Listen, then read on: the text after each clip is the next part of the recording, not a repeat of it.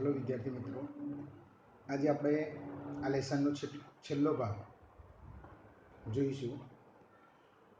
અત્યાર સુધી આપણે જોયું કે વોલ્ટની કલ્પના શક્તિ કેવી હતી, વોલ્ટની સ્ટોરી કહેવાની શક્તિ કેવી હતી। હવે જોઈએ આગળ। Like many people who work to create humour, volt took it very seriously. બીજા બધા લોકો જે મતલબ કોઈને મનોરંજન આપવાનું જે કામ કરે છે, કોઈને હસાવવાનું કામ કરે છે, વોલ્ટ આ કામ કરતો હતો, પણ કેવું વેરી સિરિયસલી, એકદમ એમાં રસ લઈને કામ કરતો હતો। એવું નહીં કે ફક્ત ખાલી મનોરંજન આપવાનું, એનો એક શોખ હતો લોકોને મનોરંજન આપવું અને હ્યુમર કરવું, એનો એક શોખ હતો અને સિરિયસલી એ કામ કરતો હતો। He would often sit gloomily through the funniest cartoon, concentrating on some way to improve it. અને અહીંયા તમારા માટે એક નવો શબ્દ છે, ગ્લુમીલી। આ ગ્લુમીલી એટલે કે નિરાશા। He would often sit gloomily through the funniest cartoon, એકદમ રમૂજ કાર્ટૂનની સામે એક ઉદાસ ભાવથી જોયા કરતો હતો। Concentrating on some way to improve it, એને કેવી રીતે વધારે ઇમ્પ્રૂવ કરવું, વધારેમાં વધારે લોકોને હાસ્ય કેવી રીતે, મનોરંજન કેવી રીતે આપવું, એ મતલબ એ બહુ જ સિરિયસલી કોન્સન્ટ્રેટિંગ કરીને કામ કરતો હતો। Walt valued the opinions of those working with him, વોલ્ટના જોડે જે કામ કરતા હતા એ બધા લોકોનો જે ઓપિનિયન હતો, એ ઓપિનિયનને પણ એ વેલ્યુ આપતો હતો। મતલબ કે એવું કોઈ હતું નહીં કે એના કામમાં કોઈ જો ઓપિનિયન આપે કામ કરાય તો એને એ હર્ટ કરતો અથવા તો એને નિગ્લેક્ટ ન કરતો, એને શાંતિથી સાંભળતો અને એ મુજબ થોડું ઘણું વિચારતો અને એના પછી એ કામ કરતો। But the final judgement was always unquestionably his, અને બધાનું સાંભળે ખરું, પરંતુ એનું જે ફાઇનલ ડિસિઝન હતું એ તો અનક્વેશ્ચનેબલી હિઝ, એનું પોતાનું જ હોય। હા, એવું એ ખરું કે એ બધાને સાંભળતો, જો જરૂર લાગે તો એમાંથી એ પોતે થોડું કંઈક ઇમ્પ્રૂવ કરતો, પણ છેલ્લું ડિસિઝન તો એ જ કરતો। Once after viewing a new cartoon with એવિડન્ટ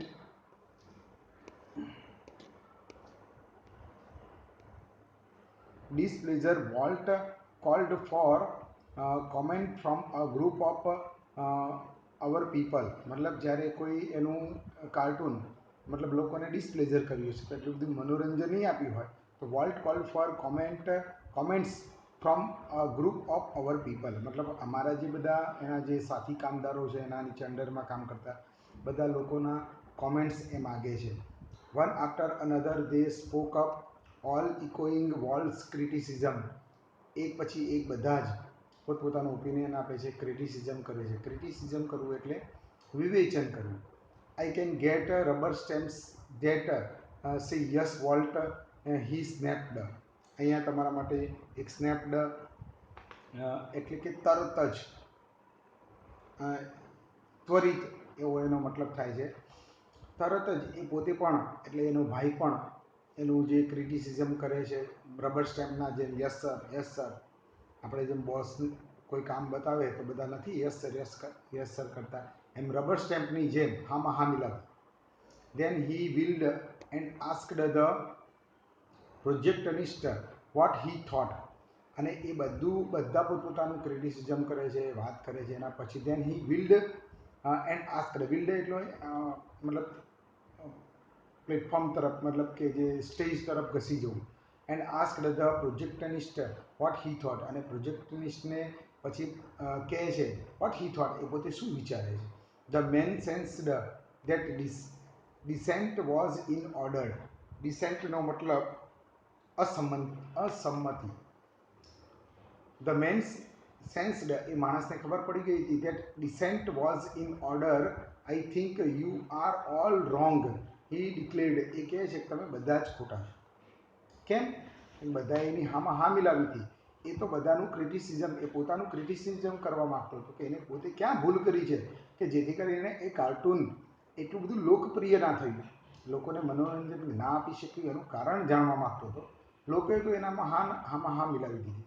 wall just grind, you stick to your projector, he suggested, અને એ પછી બધા લોકોને સજેસ્ટ કરે છે, you stick to your project. તમે તમારા પ્રોજેક્ટને વળગી રહો.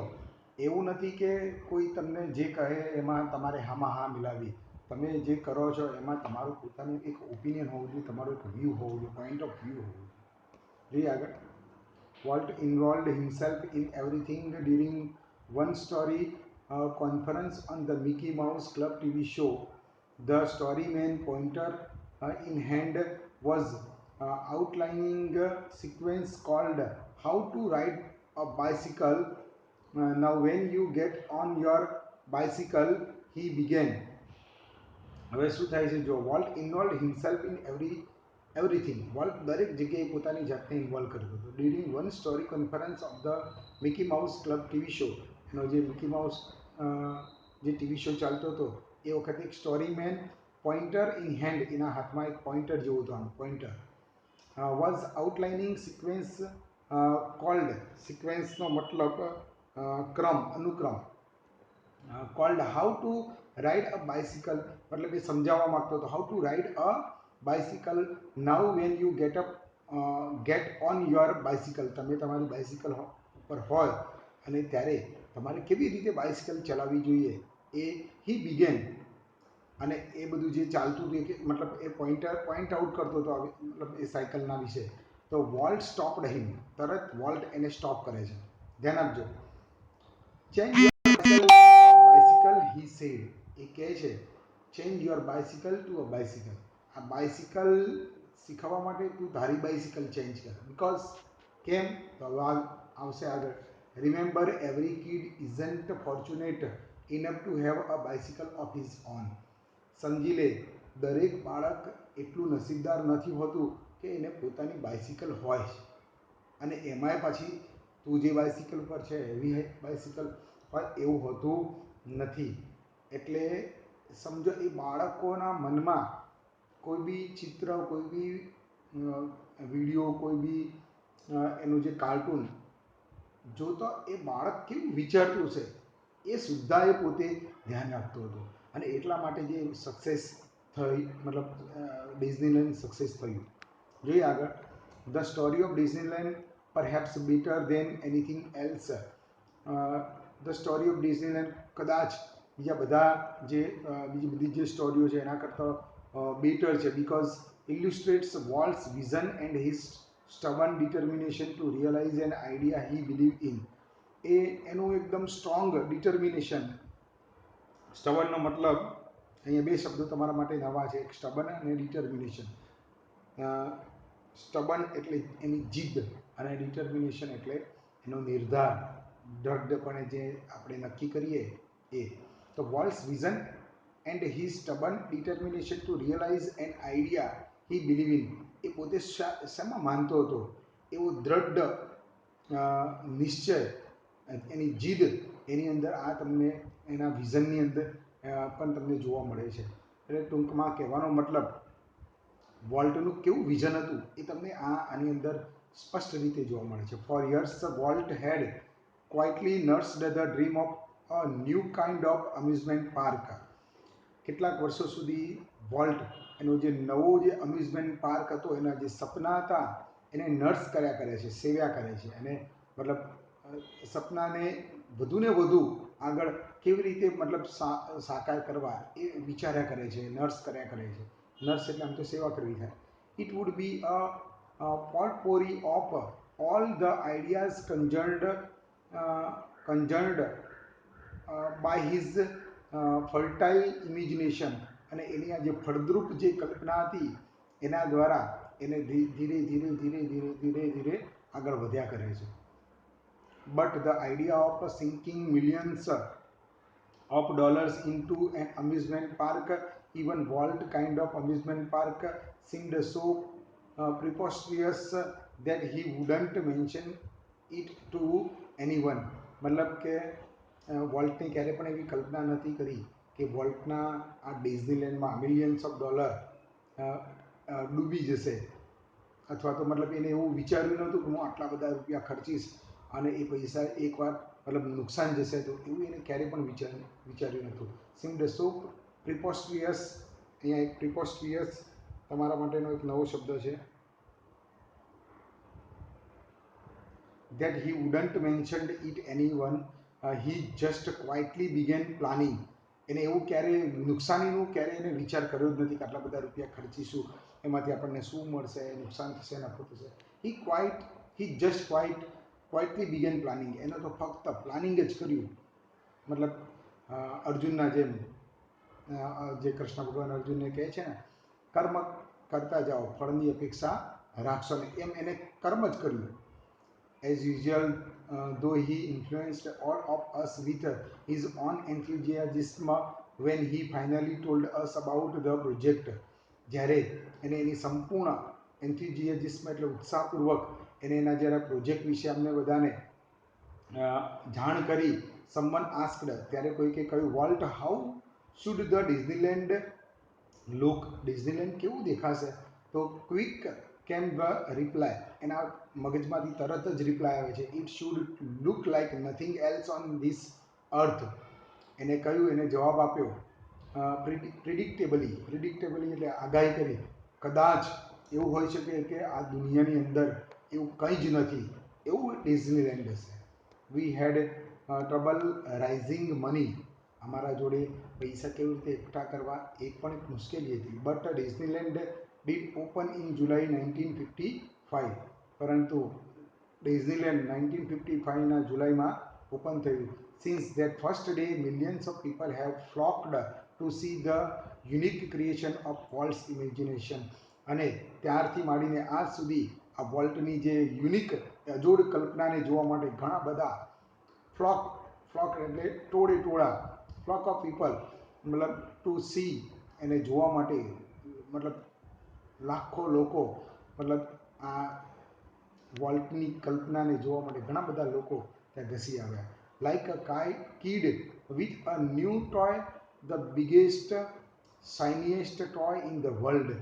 જાણે એક મોટું રમકડું હોય અને એ રમકડાને જોવા માટે વિશ્વ આખું ત્યાં ઘસી આવતું હોય, એવું આ ડિઝનીલેન્ડને જોવા માટે લોકો ત્યાં આવવા લાગ્યા. Volt used two wonder through the park, steering as happily as any tourist. અને એ જોવા માટે વોલ્ટ પણ જેમ ટુરિસ્ટ એના ડિઝનીલેન્ડને જોવા માટે ત્યાં રસપૂર્વક આવતા હતા, એમ વોલ્ટ પોતે પણ એના ડિઝનીલેન્ડને જોવા માટે એક ટુરિસ્ટની જેમ ત્યાં ફર્યા કરતો હતો. એની જે ગલીઓ છે એની અંદર એ ત્યાં ફર્યા કરતો હતો. The overwhelming success of Walt's crazy idea triggered a dramatic about-face in the Disney future fortunes. The overwhelming success મતલબ જે આપણે વિચારી ના હોય એવી મતલબ સક્સેસ, આ વોલ્ટનું જે ક્રેઝી આઈડિયા જો હતો, એ વોલ્ટના ક્રેઝી આઈડિયાના કારણે એને જ્યારે ક્યારેય વિચાર્યું ના હોય એવી એને સક્સેસ ત્યાં મળે છે. triggered a dramatic about face in the Disney fortune, yet success never changed Walt. મતલબ એને આટલી બધી મોટી સફળતા મળી પણ ક્યારેય એ સક્સેસના કારણે પોતાની જાતને ચેન્જ કરી નથી. હી રિમેઇન્ડ ધ સિમ્પલેસ્ટ ઓફ મેન, અને એકદમ સિમ્પલ માણસ બનીને જ રહ્યો છે. એવું નથી કે એ આવડો મોટો સક્સેસ, મતલબ ડિઝનીલેન્ડનો માલિક થઈને પોતાનું વર્તણૂક, મતલબ એ કહીએ ને આપણે ઈગો, એનામાં ઈગો આવ્યો નહીં. એ હેટ ધ પાર્ટીસ, એ ક્યારે એને મતલબ એની સફળતાની ક્યારે એને પાર્ટી મનાવી નથી. And his idea of a night out was a burger and chilli at some little restaurant. એને ક્યારે રાત્રે પાર્ટીમાં જવું, બર્ગર ખાવા અને રેસ્ટોરન્ટમાં મતલબ પાર્ટી કરવી, એ ક્યારેય એને એવું વિચાર્યું નથી. કે સફળતાના જે લોકો નથી, સક્સેસ થઈ જાય તો મોટી પાર્ટી આપે, આખરે તે, એવું બધું ક્યારેય એને વિચાર્યું નથી. અને એક સિમ્પલ માણસની જેમ એ રહ્યું છે. His only extravagance was a miniature rail road that ran around the grounds of his home. His only extravagance was miniature railroad that ran around the ground of his home. એના ઘરની આજુબાજુમાં એને જો એક વૈભવી જો કામ કર્યું હોય, એના મનોરંજન માટેનું એને કંઈક કામ કર્યું તો એના ઘરની આજુબાજુમાં એને એક વન ટાઈપ ઓફ એક રેલ બનાવી. What do you do with all your money? Friends once asked him. એકવાર એક મિત્ર એને પૂછ્યું કે આટલા બધા રૂપિયા તો કરીશું. Pointing at the studio, Walt said. Volt એના સ્ટુડિયો તરફ પોઈન્ટ આઉટ કરીને કહે છે, આઈ fertilise that filled with it. And it's true that Walt plowed money back into the company almost as fast as it came in.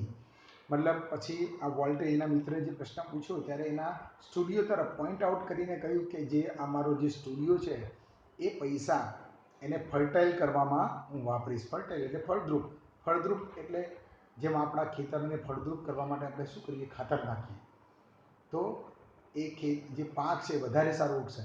તો વોલ્ટે શું કહ્યું કે જે મારા પૈસા છે હું ડિઝનીલેન્ડમાં જ નાખીશ, જેથી કરીને ડિઝનીલેન્ડ વધારે સારો થશે અને લોકો એમાં વધારે જોવા આવશે. અને એને પૈસા કમાવા નહોતા, લોકોને મનોરંજન આપવું, લોકોને how to make fun to people.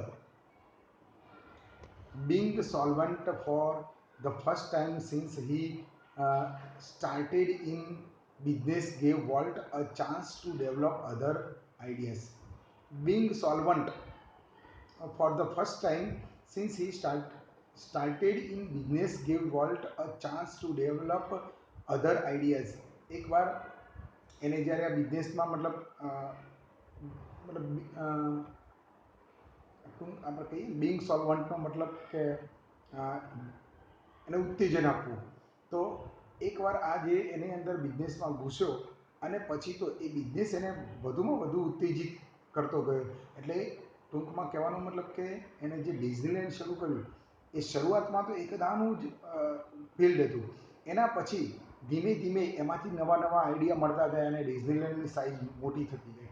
This included the development of mineral kind, मतलब an alpine like valley high in the Sierra Mountain, California Institute of Art, for which he donated the land and several millions dollars, and most ambitious of all, $100 million Disney World and the City of Tomorrow in Florida.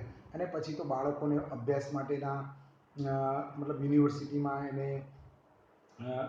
મતલબ પૈસા donate કરે છે અને Disney world and city of tomorrow in Florida અને એક Disney વર્લ્ડની સ્થાપના કરે છે કે એના જેવા વિચાર કરતા લોકોને અથવા તો રેસિડેન્ટ્સ માટે પણ એને એક આખું કલ્પનાની દુનિયા બનાવી અને એ કલ્પનાની દુનિયા સાકાર કરવા માટે એના દરેકે દરેક જેટલા પૈસા હતા બધા જ એની અંદર નાખ્યા. અને એને જોયું હતું ને આપણે આગળ કે વોલ્ટ મરી ગયો પણ એના જે આઈડિયાઝ હતા, એના જે શું કહેવાય એના બધા જે એને જે પ્લાનિંગ કરેલા જે આખા એને જે પ્રોજેક્ટ મૂકેલા હતા એનો ક્યારે અંત ના આવ્યો. વર્ષો સુધી એના પ્રોજેક્ટ ચાલુ જ રહ્યા. તો એ આ પ્રોજેક્ટ હતા કે એને ડિઝની વર્લ્ડ બનાવ્યો, સિટી ઓફ ટુમોરો. ભવિષ્યનું સિટી કેવું હશે, city of tomorrow in Florida. મતલબ જે આપણે ધોલેરા સિટી તમે નામ સાંભળેલું છે, ધોલેરા સર અમદાવાદથી થોડુંક દૂર. મોદી સાહેબે કલ્પના કરેલી છે કે એક સ્માર્ટ સિટી બનાવવાનું, ધોલેરા સ્માર્ટ સિટી. એની કલ્પના જ હાલ ત્યાં ફક્ત કલ્પના જ છે, એમાં કશું હજી એવું જોરદાર પ્રોગ્રેસ થયો નથી. પણ બની શકે કે કલ્પના ક્યારેક સાકાર પણ થઈ જાય, જે મેં જેવું વિચાર્યું હતું. તો આને પણ એવું વિચાર્યું કે ભવિષ્યનું આ ડિઝની વર્લ્ડ એ સિટી ઓફ ટુમોરો એ ફ્લોરિડાની અંદર એને એક કલ્પના કરી અને એનું સ્ટાર્ટ કર્યું બનાવવાનું. Tragically, in the midst of all this activity, Walt was stricken with this fatal illness. આ બધાની વચ્ચે એક જોરદાર બીમારીમાં ગરકાવ થઈ જાય છે. I heard him refer to this cruel blow only once. Whatever it is, I have got, he told me. I heard him refer to this cruel blow only once. And whatever it is, I have got, he told me, don't get it. મતલબ જ્યારે પણ એ પોતે મતલબ એને મળવા માટે કોઈક વાર જતો તો એ એને જવાબ આપતા, whatever it is I have got. જે પણ હશે, મારી પરિસ્થિતિ ગમે તેવી હશે, મારી તબિયત સારી હોય કે ના હોય, આઈ હેવ ગોટ, હું કંઈક ના કંઈક મતલબ આપીશ, મતલબ મેળવીશ. હી told me don't get it, મતલબ તમે એને મારી તંદુરસ્તી મારી બીમારીથી એને લેવા દેવા રાખશો નહીં. I visited him in the hospital the night before he died. એ જ્યારે મરી ગયા એના આગળના દિવસે જ્યારે હું એમને મળવા માટે હોસ્પિટલમાં ગયો હતો, ઓલ ધો ડેસ્પિરેટલી ઇલ, એટલા બધા, જોકે એ ડેસ્પિરેટલી એટલે મતલબ દેખીતી રીતે એ ઘણી રીત મતલબ વધારે બીમાર, થોડા સિરિયસ હતા, છતાં પણ he was as full of plans for the future as he had been all his life. એમ મતલબ એ મોતની નજીક હતા, છતાં પણ એમના મગજમાં આ ડિઝનીલેન્ડ માટે લોટ્સ ઓફ પ્લાન હતા. વિચારો, માણસ મરણ પથારીએ પણ એ ડિઝનીલેન્ડને હાઉ ટુ મેક બેસ્ટ, કેવી રીતે ડિઝનીલેન્ડને વધારેમાં વધારે બેસ્ટ બનાવવું, એમના મગજમાં એવા વિચારો હતા. Walt used to say that Disneyland would never be finished. Walt કહેતા હતા, એ હંમેશા ટેવાયેલા હતા કહેવાથી, યુઝડ ટુનો મતલબ ટેવાયેલા હો, કે ડિઝનીલેન્ડનો ક્યારે અંત આવશે નહીં, એન્ડ ઇટ નેવર વિલ, અને એ ક્યારે પૂરું પણ થશે નહીં. I like to think two that Walt Disney will never be finished. અને મેં પણ વિચાર્યું કે વોલ્ટનું આ ડિઝનીલેન્ડ ક્યારેય ફિનિશ થશે નહીં.